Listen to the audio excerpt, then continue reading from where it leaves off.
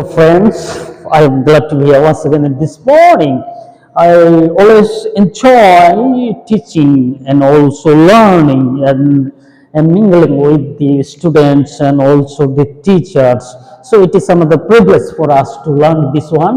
আমি আশা করি আমরা সবাই অনেক আনন্দ উপভোগ করতেছি, কারণ অনেক কিছু শিখতে পারতেছি, দেখতে পারতেছি। রিয়েলি শেখা একটা ইন্টারেস্টিং বিষয়। শেখা হলো অনেক ইন্টারেস্টিং বিষয়। When we earn some knowledge, it is like a happiness of our heart. আমাদের হৃদয়ের মধ্যে অনেক একটা খুশির বিষয়। সো আজকে এখন আমরা এই মুহূর্তে দেখবো যে ফিউচার পারফেক্ট টেন্স কাকে বলে, ফিউচার পারফেক্ট টেন্স কাকে বলে। এটাও মোস্ট ইউজড একটা টেন্স। আমরা দেখছি যে এটা অনেক জায়গায় ব্যবহার হয়েছে এবং ব্যবহার হচ্ছে। এই জন্য ফিউচার পারফেক্ট টেন্সেরও একটা গুরুত্বপূর্ণ ভূমিকা রয়েছে।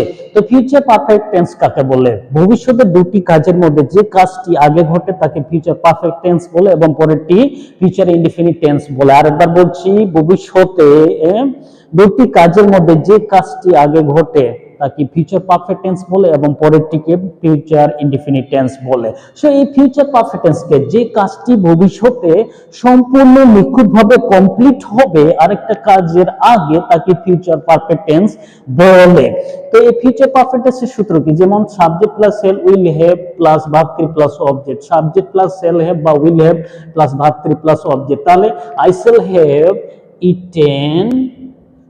eaten rice before you come, যদি আমরা দিই before you come, এইরকমই হবে। এটা হলো I shall have eaten rice before you come, এটা হলো বিষয়। তার মানে তুমি আসিবার পূর্বে আমার ভাত খাওয়া হইয়া থাকিবে, আমার ভাত খাওয়া হইয়া থাকিবে তুমি আসার পূর্বে, এরকম হবে। তাহলে এখানে যদি আমি বলছি I shall have eaten rice before you come, তোমার আসার পূর্বে, তুমি আসার পূর্বে আমার ভাত খাওয়া ইয়া থাকিব, ভাত খাইয়া থাকিব, তুমি আসিবার পূর্বে আমি ভাত খাইয়া থাকিব, এটা বলছে। তাহলে এখানে নেগেটিভ বলছে I shall not have eaten rice before you come, before you come, you come। তাহলে এটাও বলছে এরকম যে I shall not have eaten rice before you come, তাহলে তুমি আসিবার পূর্বে আমি ভাত খাইয়া থাকিব না, তুমি আসিবার পূর্বে আমি ভাত খাইয়া থাকিব না। I shall not have eaten rice before you come, এটা বলছে। তো এখানে ইন্টারোগেটিভ সেন্টেন্সের ক্ষেত্রে বলছে will you have eaten rice before he comes, তার মানে সে আসিবার পূর্বে তুমি ভাত খাইয়া থাকিবে না, থাকিবে, সে আসিবার পূর্বে তুমি ভাত খাইয়া থাকিবে, এটা বলছে।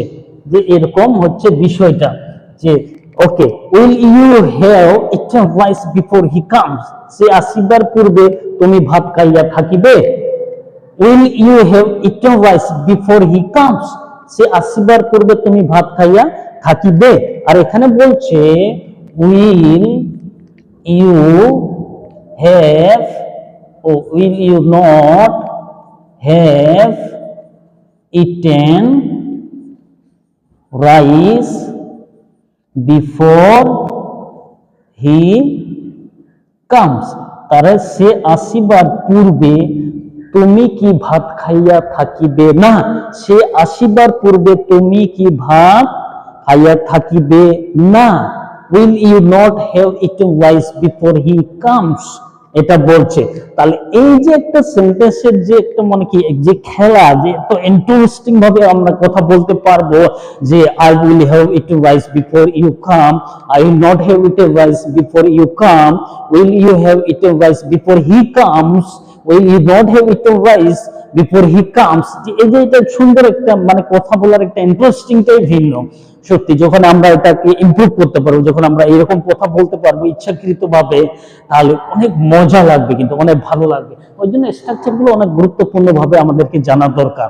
যদি আমরা এগুলাকে ভালো করে শিখতে পারি বা বুঝতে পারি বা প্র্যাকটিস করতে পারি, যখন আমরা এটাকে ফ্লুয়েন্স ভাবে আমরা মানে ফ্লুয়েন্সলি আমরা যখন কথা বলতে পারবো, তখন কিন্তু অনেক ভালো লাগবে।